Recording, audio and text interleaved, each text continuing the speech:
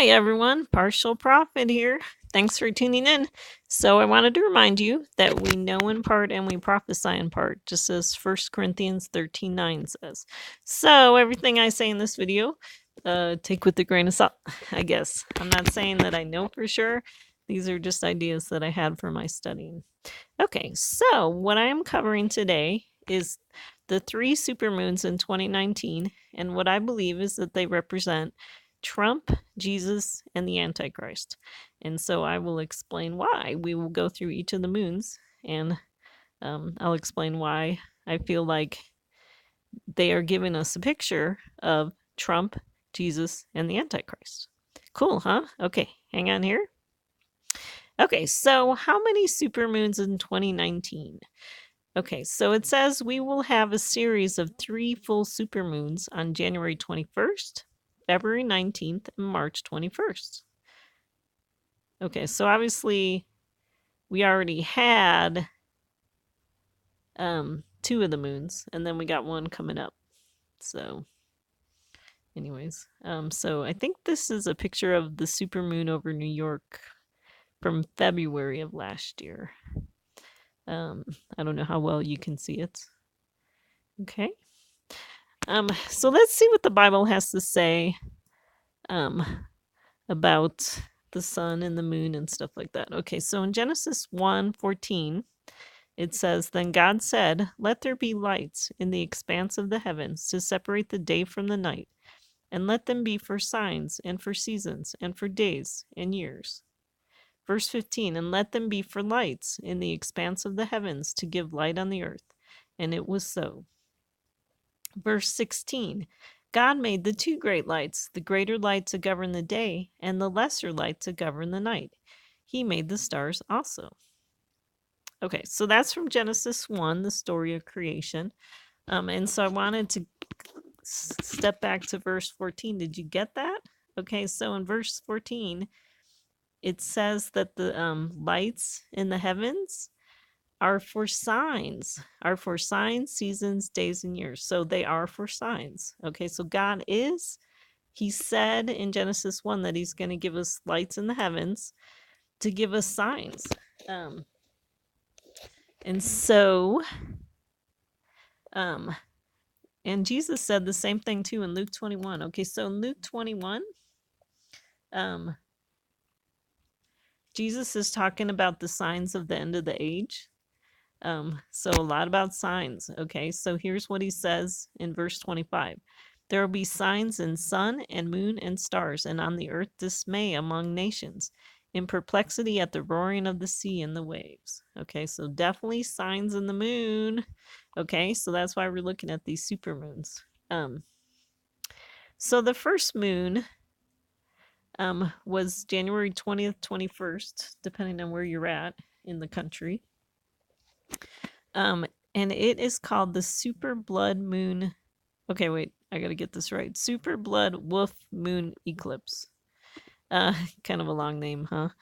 So a lot going on in this January moon. So let's read about this. The moon, earth, and sun will line up this weekend for the only complete lunar eclipse of 2019. So it's the only complete lunar eclipse of 2019. At the same time, the moon will be ever so closer to Earth and appear slightly bigger and brighter than a usual supermoon.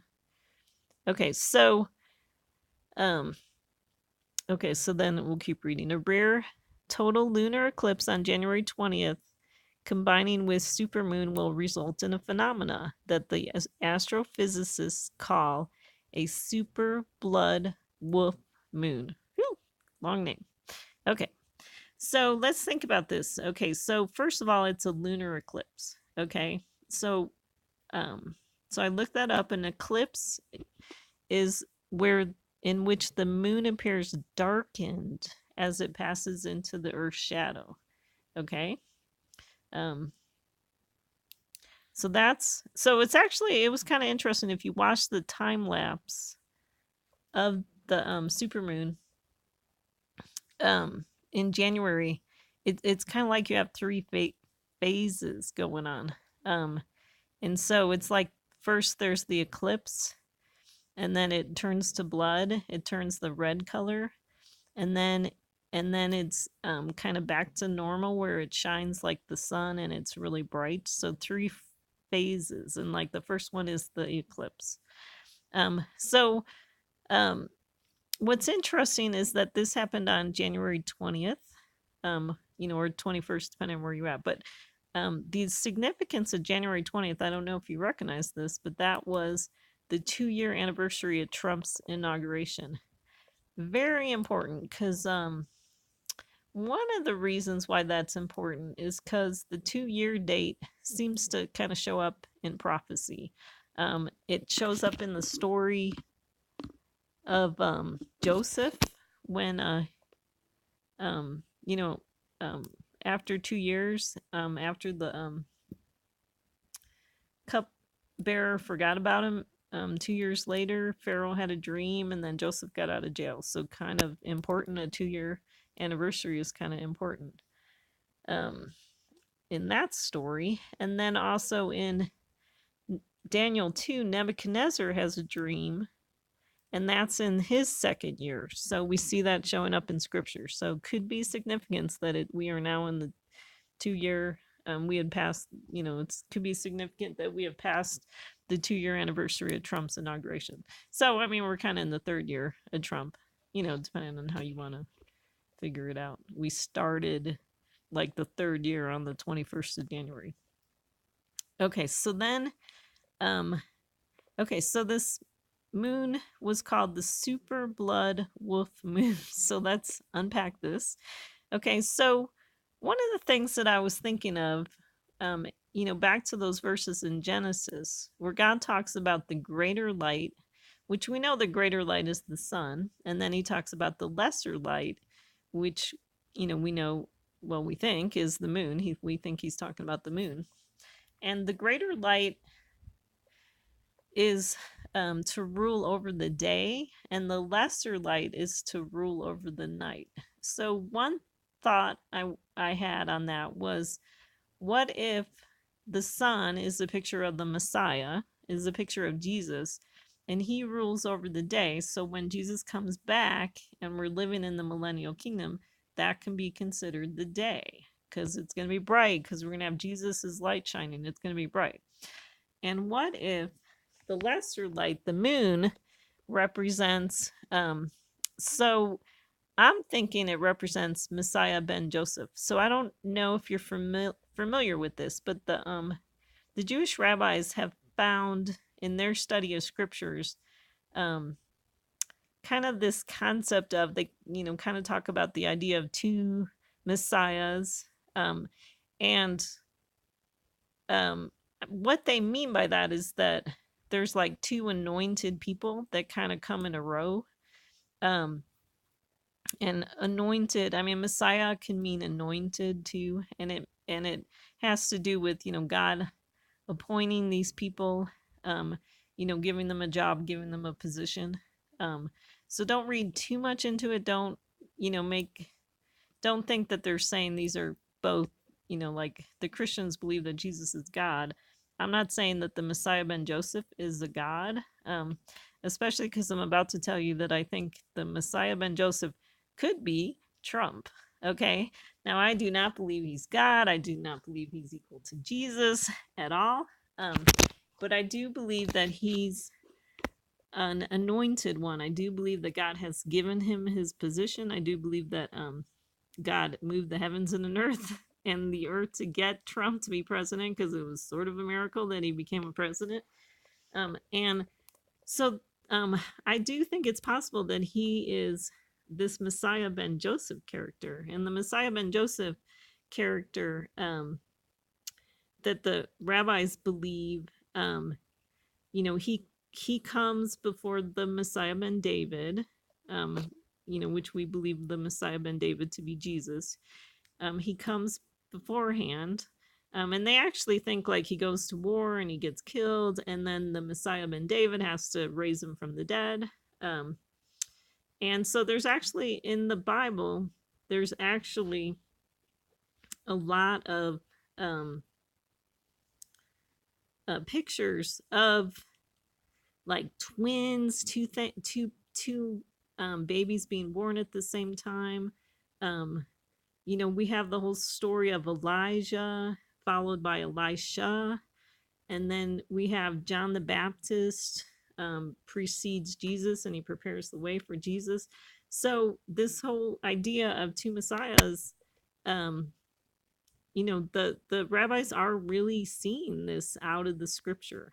But Christians get kind of tripped up because they're using the term Messiah twice, and we think of Jesus as our only Messiah, which of course we should. So just when you see Messiah ben Joseph, think of the anointed, son of Joseph. So I'm wondering if the moon, the lesser light that lights up the night, could be this Messiah ben Joseph character, which I believe it's possible could be Trump, and that Trump is preparing the way um, for the Messiah ben David, Jesus, that we're all waiting for. So cool, huh? So, and then, when you think about the lesser light is, lighting up the night, and so you could think of the time that we're in now before Jesus comes as being the night. Um, Darkness, right? All over the place, so definitely. So one of the things that they talk about the supermoon, so back to the supermoon, they talk about it being a large moon. And so one of the things that I was thinking, the large moon kind of made me think of the arrogance of Nebuchadnezzar in the book of Daniel. Because he kind of, like, after 12 months, he kind of gets up and he says, isn't this Babylon that I built myself? So he has a lot of arrogance. And so it's possible that the large moon could represent arrogance. And so we had Trump, who just,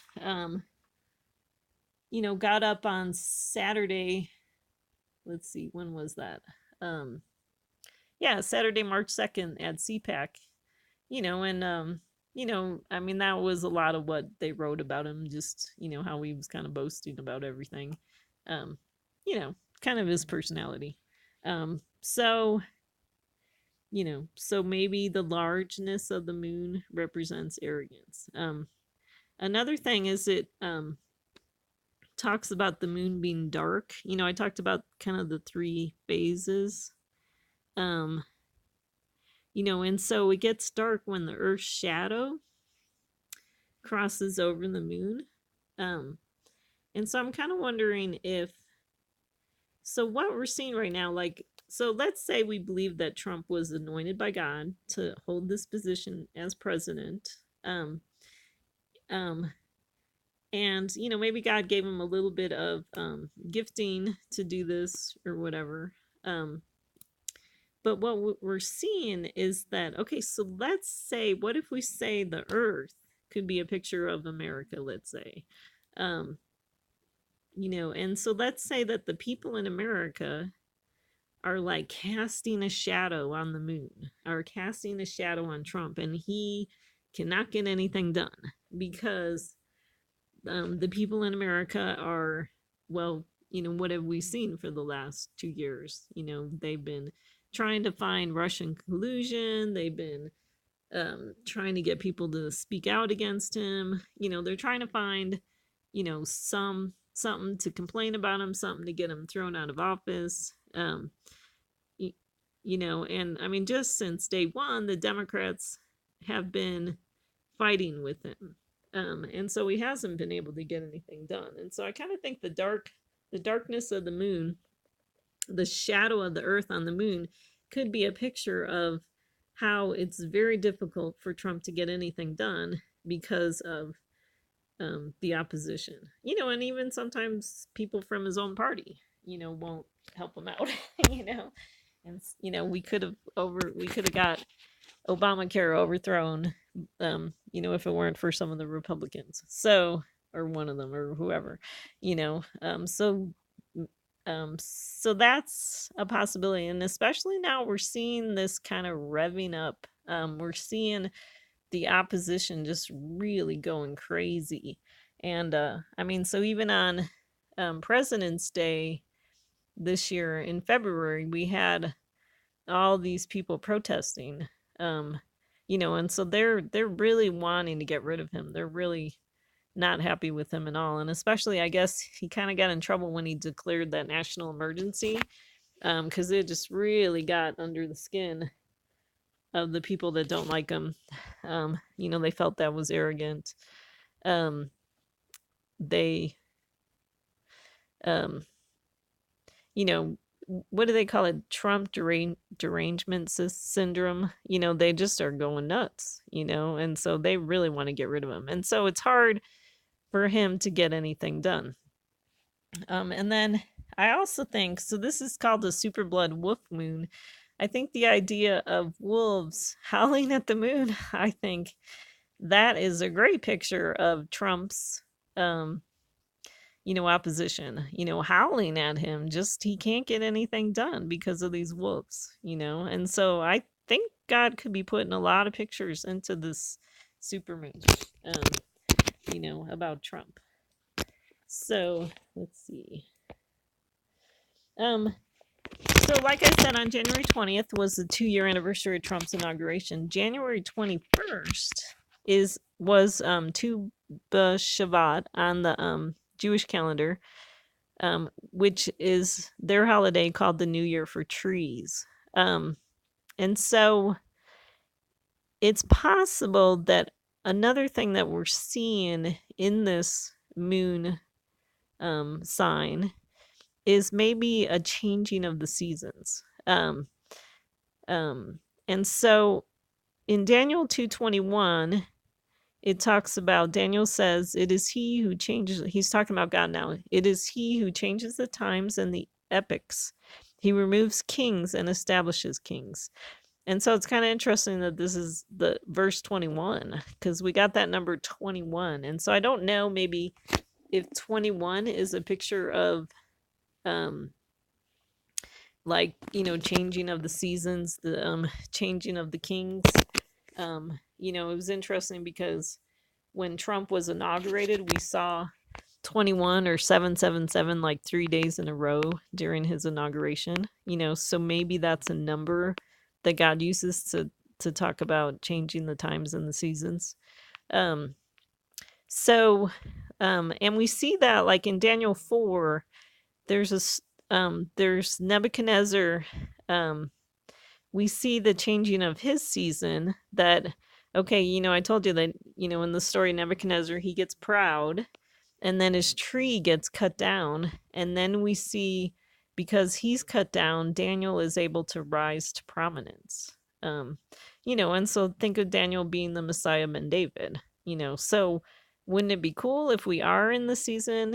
So Trump has gotten the people ready for the Messiah ben David to come, for Jesus to come. He has prepared everybody. And, so now wouldn't it be great if we could see Jesus, the Messiah, rise to prominence, and, come and make it, really fix this mess here on earth. We could really use the Messiah right now, wouldn't you think? And so along with that, I'm wondering, because I told you about the 3 stages, that the moon goes through 3 stages. And so we see the earth shadow, and then we see the blood moon, and then we see the supermoon, the bright moon. And so I'm wondering if, like I said, the shadow part of it is a picture of, Trump, with his opposition, and even maybe getting cut down in his position. They want to, they want to impeach him or whatever, get rid of him. And then, so then the blood moon could be a picture of, like him cut down, and then the super moon. And so, like, I told you the story about the Messiah ben David comes and resurrects the Messiah ben Joseph, and brings him back to life. And so that could be what the super moon is showing us, where it's the bright moon. And so Jesus comes and he resurrects him and he cleans him up, and now he's bright and shiny. Wouldn't that be great? Wouldn't that be fun to see? So that's a possibility. So let me see. So I don't know if there's anything else I wanted to say about that. So let's move to the next supermoon. Okay, the next moon. Oh, and these names, um, were given by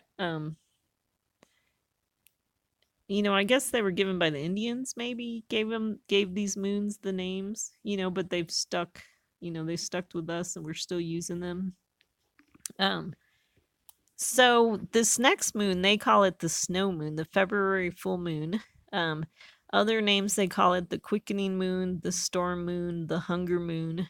Um, and the stuff that they name the moons, we want to take it with a grain of salt. Obviously, scripture comes first.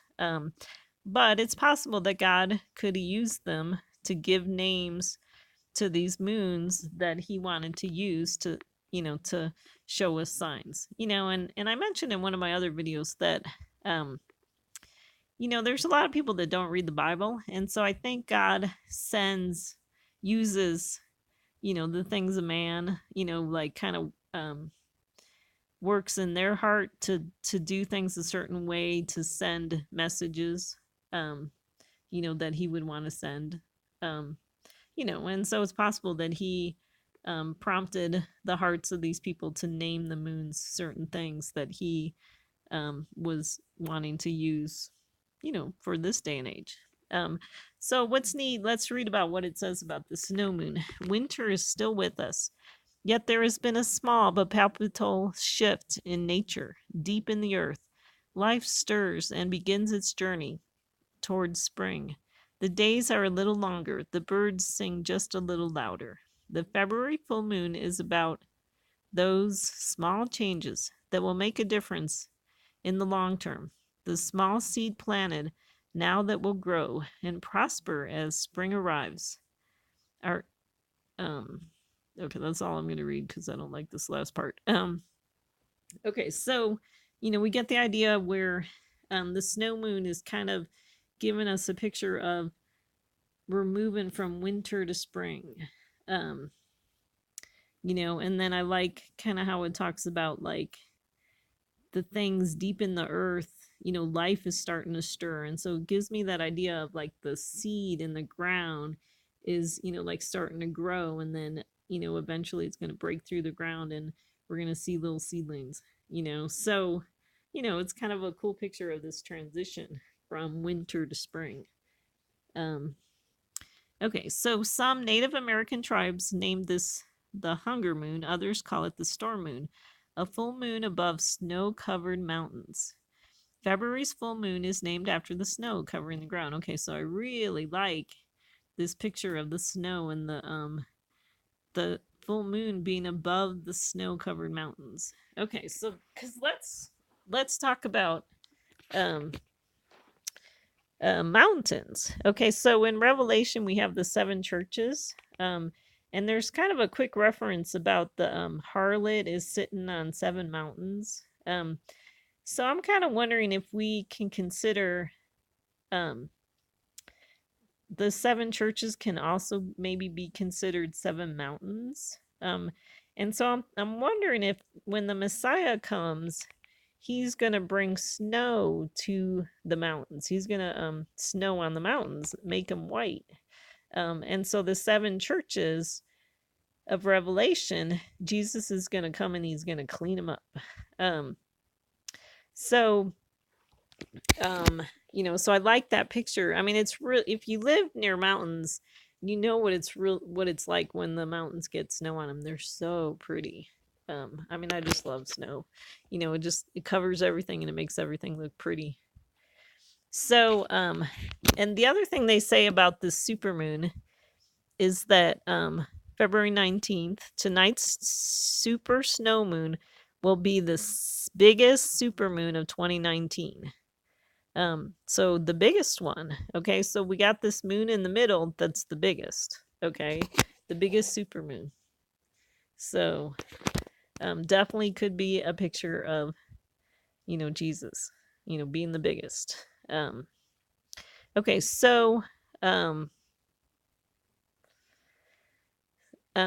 so what's interesting is that this moon I want to point out what's interesting about this moon is the moon in January and the moon in March are both on the 20th or the 21st.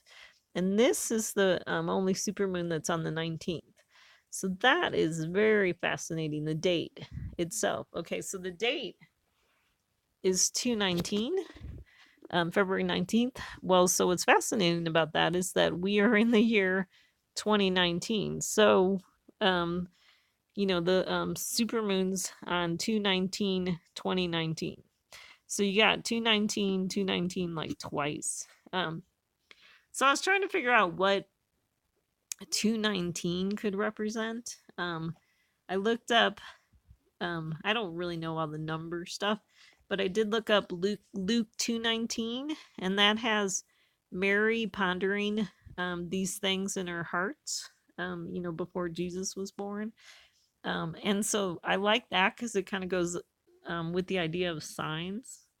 That, here we have this supermoon in the sky, and hopefully we're pondering, like, what could God be saying to us about, through these supermoons? Um, um, and what else is interesting is that, okay, so like Exodus 2:19 talks about Moses. And how he delivered the women, um, the women that ended up being, one of them ended up being his wife. He delivered them from the hands of the shepherds, and he drew water for them. So that's in Exodus 2:19. So we see a picture of Moses through these numbers. And then in Revelation 19:2, it talks about his judgments being true and righteous. So we have a picture of Jesus coming and bringing true and right judgments. And then he judges the harlot. Um, so, those could give us ideas what the numbers mean. I think it's kind of interesting because just earlier this week we had Luke Perry from 90210 TV show died. So we have those numbers repeated, the 2 and the 1 and the 9. It's in a different order, but it's the same numbers. So that was kind of interesting. All of a sudden he died. That was sad.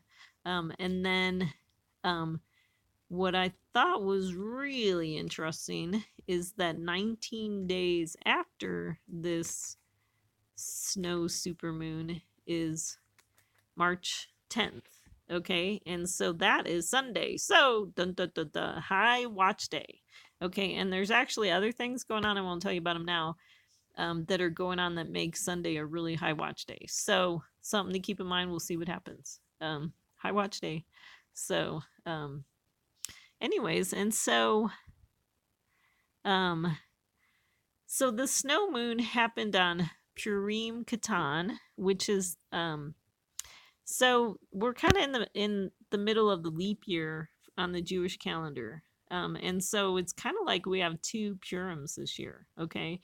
And so the first one they consider like the minor Purim, and then next month, or actually that's this month, in a couple of weeks, they're gonna have the real Purim that they usually have. And so Purim, I don't know if you're aware of that. That comes from the Book of Esther.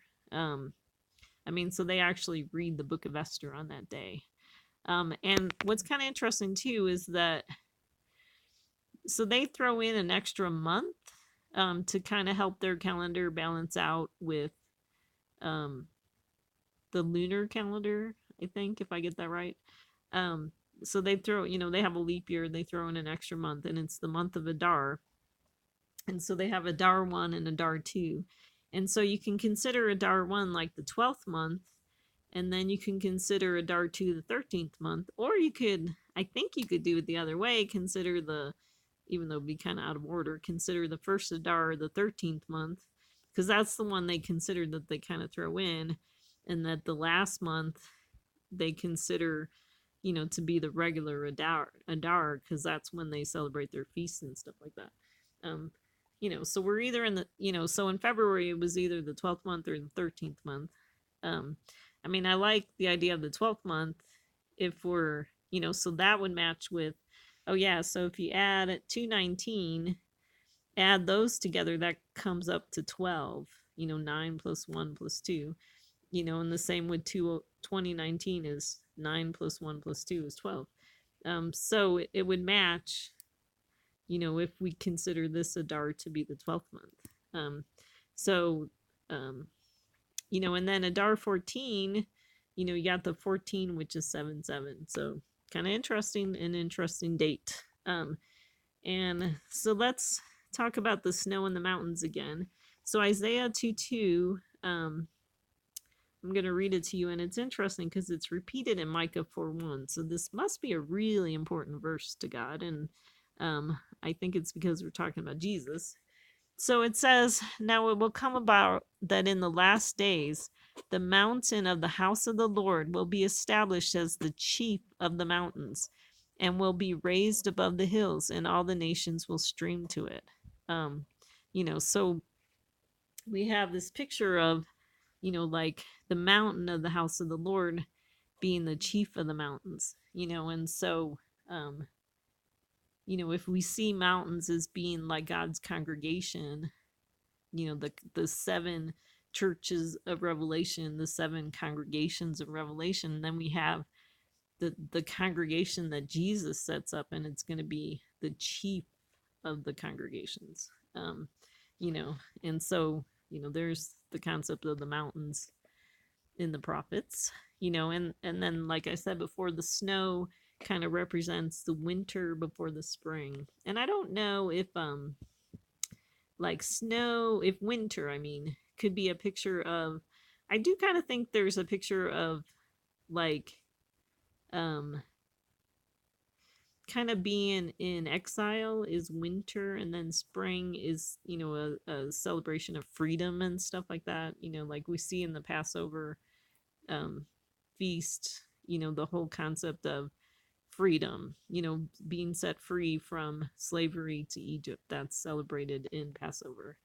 Um, and so, and I'm also wondering too if winter could be a picture of judgment, like in Revelation 19:2, where Jesus comes and he brings judgment, and so it's possible that we could see Jesus coming and bringing judgment, before he brings spring, and so we see a little bit of winter, before Jesus brings the spring. And so back to, okay, so I'll read Isaiah 1:18. It says, "Come now, let us reason together, says the Lord. Though your sins are as scarlet, they will be as white as snow. Though they are red like crimson, they will be like wool." And so we see this picture of, can you picture Jesus coming and saying that to us? Like, especially coming now, when his bride's not so cleaned up and he needs to help his bride get cleaned up. And so he's going to come and he says, "Okay, you got some scarlet sins there, but I'm going to clean it up for you. I'm going to make them white as snow." So wouldn't that be cool? Wouldn't that be great? Wouldn't that be awesome? Okay. So, um, and so this supermoon is when the full moon is in direct alignment with the sun. And, so like I said, the sun is a picture of Messiah ben David, Jesus. Okay. So let's see. And so in Matthew 24, another one of those chapters where Jesus is telling us about the last days, he talks about immediately after the tribulation of those days, the sun will be darkened, and the moon will not give its light, and the stars will fall from the sky, and the powers of the heavens will be shaken. In verse 30, "And then the sign of the Son of Man will appear in the sky, and then all the tribes of the earth will mourn, and they will see the Son of Man coming on the clouds of the sky with power and great glory."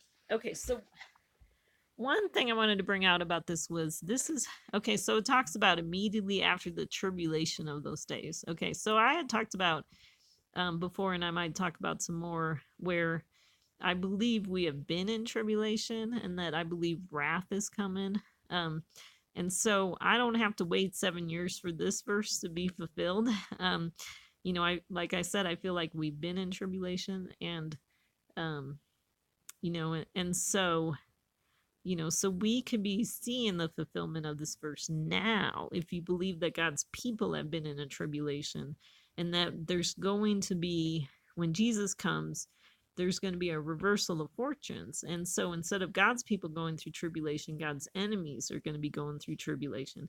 There's going to be a shifting. And so, we don't have to be waiting for the sun to be darkened and the moon to not give its light. And we don't have to be waiting for the sign of the Son of Man. And so I think it is highly possible that this supermoon is fulfilling the sign of the Son of Man. And then it talks about mourning following the sign. Well, it's fascinating to think about how everyone's all kind of in a tizzy about Trump and declaring the national emergency, and then especially too because he on the 22nd of February he was cutting funding to Planned Parenthood, and people got really mad about that, and so I see a lot of mourning going on, and so that could be fulfilled, could be being fulfilled as we speak. And so then what's next? What's the third step in this verse? Then we'll see the Son of Man coming. So that's exciting to me that we're seeing this. We could be seeing this being fulfilled, and that we're at the last step where the next step is to actually see the Son of Man coming on the clouds of the sky. So okay. Okay, so the third, I think, yeah, so let's move on to the third moon. So the third moon is coming March 20th to 21st, and like I said, it was interesting that the first moon and the third moon both have that 20th to 21st date, um, and then what is very interesting about the worm moon is that this is on the actual Purim, which could be considered the second Purim. And when you look at the book of Esther, which the Feast of Purim is based on, she has two feasts in the book of Esther where she invites the king and Haman. And the first feast, they sit around drinking wine and not much happens. And so if the supermoon was like the first Purim, not much happened. We didn't see much happen. We saw the moon. I mean, there was stuff going on, but you know what I mean? We didn't see like Jesus coming, and we didn't see Haman exposed, in the first Purim. And so is it possible that when this full moon comes, we are going to see Haman be exposed? Haman being exposed for wanting to kill God's people. And so it's fascinating to me that this full moon in March, this supermoon in March, is called the worm moon. So let's read about it here. The March full moon is particularly special because it reaches its peak on the same day as the spring equinox, on March 20th, 2019. This full moon is also a supermoon, meaning the moon will be nearly at its closest to Earth for the month of March. It's the year's third and final of 3 straight full supermoons. So very interesting. Okay, so we'll keep reading. As the temperature begins to warm and the ground begins to thaw, earthworm casts appear, heralding the return of the robins. The more northern tribes knew this moon as the full crow moon, when the cawing of crows signaled the end of winter, or the full crust moon, because the snow cover becomes crusted from thawing by day and freezing at night. The full sap moon, marking the time of tapping maple trees, is another variation. To the settlers, it was also known as the Lenten moon and was considered to be the last full moon of winter. So it's interesting that they tied this moon into the season of Lent, which I consider to be the mourning period before Easter. It's it's the time that the Catholics use to prepare themselves for Easter. They're fasting and praying. Um, So, so it's interesting that they tie this moon to the season of Lent. So we got Easter coming up in April. So, so I talked about Purim, the second Purim, being March 20th through the 21st. Like it starts on the evening of March 20th. And, which is fascinating because that's the first day of spring. And then it goes to the 21st. Well, so what's really interesting about the 21st is that is the day, that is 7 months after Donald Trump was in West Virginia. And so I don't know if you remember when he was in West Virginia, that was when he said it is the Palestinians' turn. Because he had, since he had moved the embassy to Jerusalem and made the Jewish people happy, he was promising the Palestinians that their turn would be next. So, kind of interesting that that's anniversary, the 7-month anniversary is on the 21st. Very interesting. We'll probably maybe talk about that later in another video. So the worm moon, you either have the picture of the birds eating the worms, and so that could be a picture of, so the birds, we see birds in scripture in the story of Joseph with the cupbearer and the baker. The baker has 3 baskets on his head, and the birds eat the bread out of the 3rd basket. And so I think the 3 baskets are a picture of God's people, and the birds eating out of the basket could be a picture of God's enemy, wanting to kill God's people, wanting to eat the bread of God's people. So we have that picture in this moon. And then, or another possibility, or they kind of go together actually, is, can the Antichrist be considered a worm? So in the story of Jonah, at the last chapter of Jonah, it talks about the plant that grows up and it provides shade for Jonah and he's all happy, but then the worm comes and kills the plant, and then Jonah's crabby, because there's no longer any shade. So, that could be a picture of the Antichrist too, where, the worm is eating the plant. So if we see the plant as like the tree being, the church of God, or the congregation of God, that gets cut down by the Antichrist. So, so maybe, the worm idea is talking about the Antichrist. And so let me read Esther 3:13 because a very interesting verse. Okay, so it says, letters were sent by couriers to all the king's provinces to destroy, to kill, to annihilate all the Jews, both young and old, women and children, in one day, the 13th day of the 12th month, which is the month Adar, and to seize their possessions as plunder. Okay, so the 13th of Adar is actually on Purim is, Purim Eve, and that would be March 20th. And so the date, so that's, we see that the Antichrist has set up this day to kill, to want to kill God's people. So that's why I'm wondering if we're seeing a picture of the Antichrist in this moon. So, let's see if there's anything else I wanted to say. So,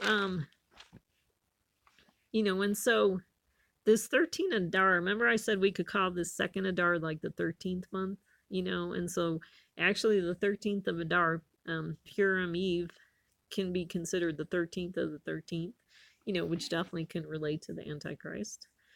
What else is interesting is that the 21st is the 13th month after Billy Graham died. And it's also 7, like I said before, 7 months after Donald Trump was in West Virginia and said the Palestinians turn his neck. So some very interesting anniversaries coming up. Um, so I wanted to talk about, so I see with these supermoons kind of a reflection of the same picture that we're seeing in Genesis 40. So in Genesis 40, we have Joseph in jail, and he is in jail, and the baker and the cupbearer are thrown into jail with him. Okay? And then the baker and the cupbearer, each of them have a dream, and they have Joseph interpret it for them. And so the baker has, he dreams about, okay, well, the first, actually, we'll do it in order. The cupbearer has a dream, and, he dreams about grapes and crushing the grapes into wine and putting them into Pharaoh's cup and then giving the cup to Pharaoh. So that's his dream. And then, so Joseph tells the cupbearer that in 3 days he's going to be set free. He's going to be given his job again, and he's going to be set free. Then the baker has a dream and tells Joseph his dream. And his dream, he dreams about 3 baskets on his head. And in the third basket, and they're full of bread. And in the third basket, the bread gets eaten by birds. And so I also see, so I think it's possible these 3 supermoons could be the same picture that we're seeing with Joseph and the baker and the cupbearer. So let's have Joseph, let's say Joseph is Jesus, is the Messiah ben David. And so let's say 2 people get thrown in jail with him. Okay, so right now we're living in the night, right? Jesus is not really in control. He's not really ruling things. There's other people, the church is really kind of sleeping right now. And, and so you can consider that the church is in jail, like Joseph being in jail. And so okay, so then 2 people get thrown into jail with him. Okay, so let me talk about the cupbearer. So one idea that I want to present to you is think about Obama, okay? And think about the fact that he can be considered in jail right now, okay? Because he's not president, he doesn't have a position, he doesn't, have a lot of power right now, okay? So he can be considered in jail right now, okay?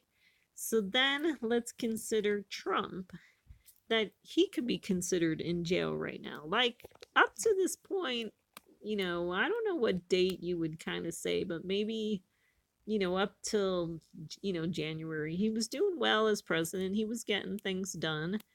But then things kind of took a turn for the worse for him.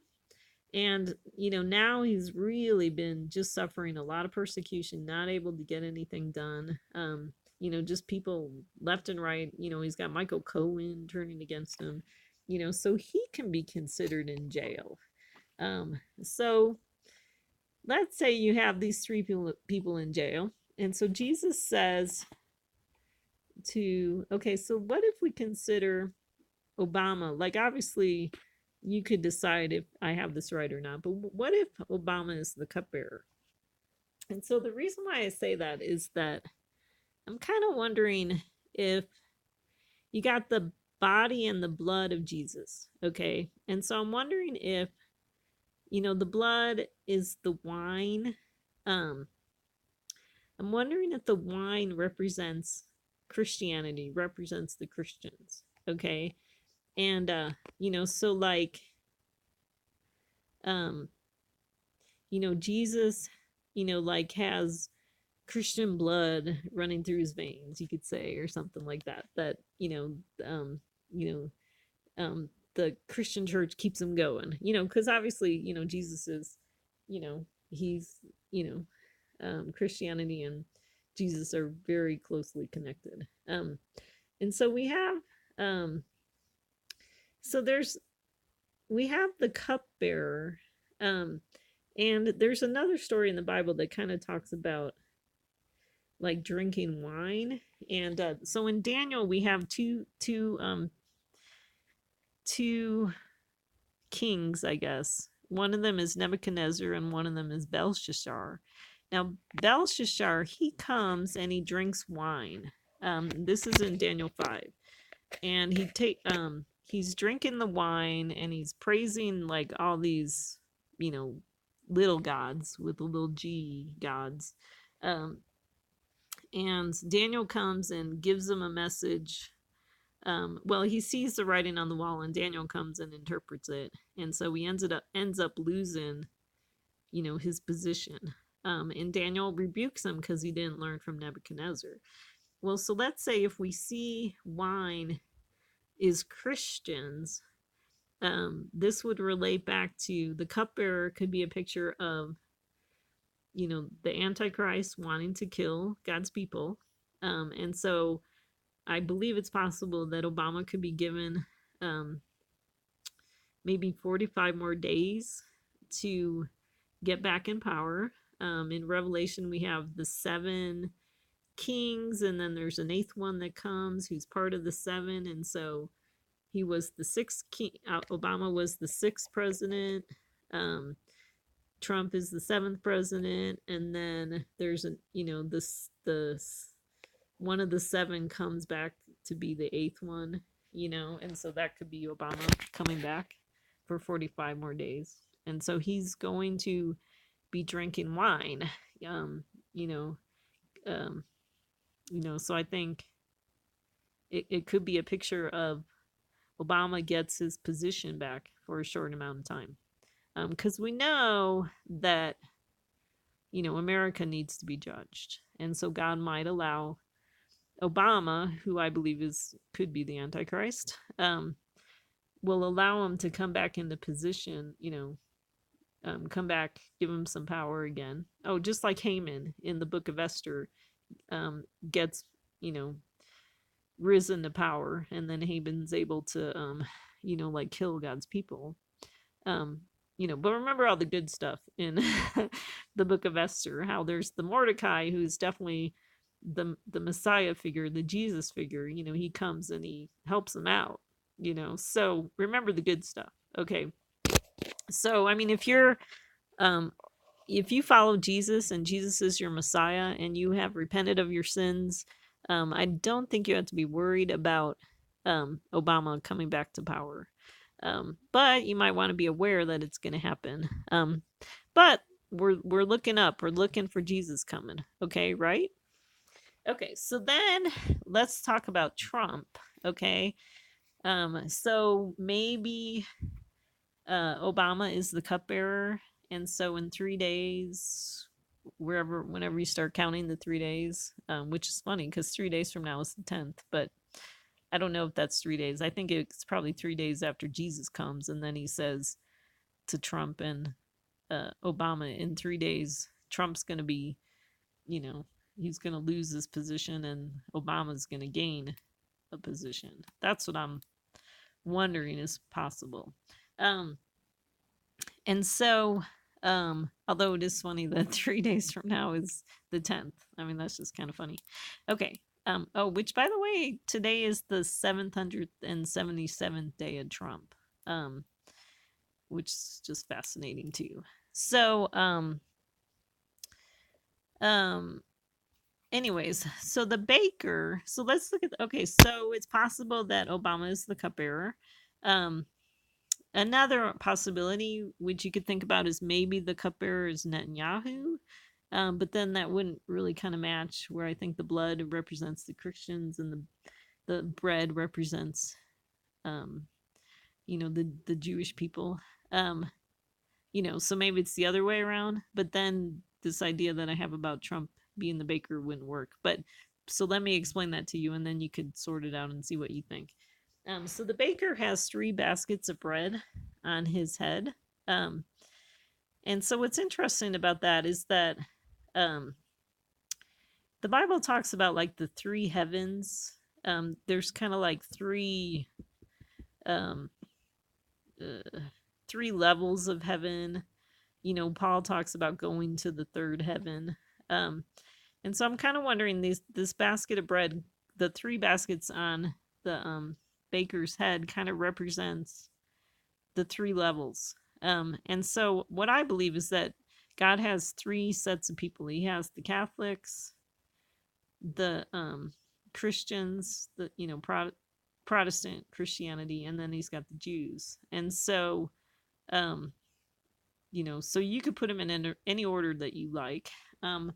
If we make the third basket the Jewish people, we have Trump that has these three baskets on his head. And so he is, as president, as being anointed by God, he has responsibility to take care of God's three sets of people: the Christians, the Jews, and the Catholics. Okay.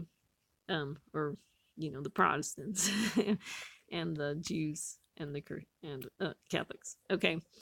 And so, but one of the things that he did was he made this declaration to move the embassy to Jerusalem. And he did that on December 6th, 2017. And so what's happened is ever since he made that and ever since he moved the embassy, the Palestinians have kind of ramped up their persecution of the Jewish people. And so we could see this picture of, the third basket, the bread, getting eaten by the birds. So maybe the baker represents Trump, in the third basket. But another thought too is that there's three baskets and that could represent 666. So something else to think about. So those are the three supermoons. I think that's all I have to say about that. So stay tuned for my other videos. Maybe I'll give you some more information. The Lord willing, if God gives me the grace to make some more videos. Thanks for listening. I hope this was interesting. So like I said, just take everything, I'm a partial prophet. I don't know if I'm seeing things accurately. I mean, sometimes with these pictures, it changes, sometimes daily. I get more information and I'm like, well, maybe the baker is actually Netanyahu. I didn't even think about that until the last couple of days, because you know how Netanyahu's getting persecution too, from people in Israel. And so it could be like he's in jail too. So who knows? I don't know. So, just take it with a grain of salt. And, and like I said, when Jesus comes, we will see fully, and he will explain what all these pictures mean. So I hope you enjoyed my video. Thanks for tuning in, and we will catch you later. Thanks so much. God bless.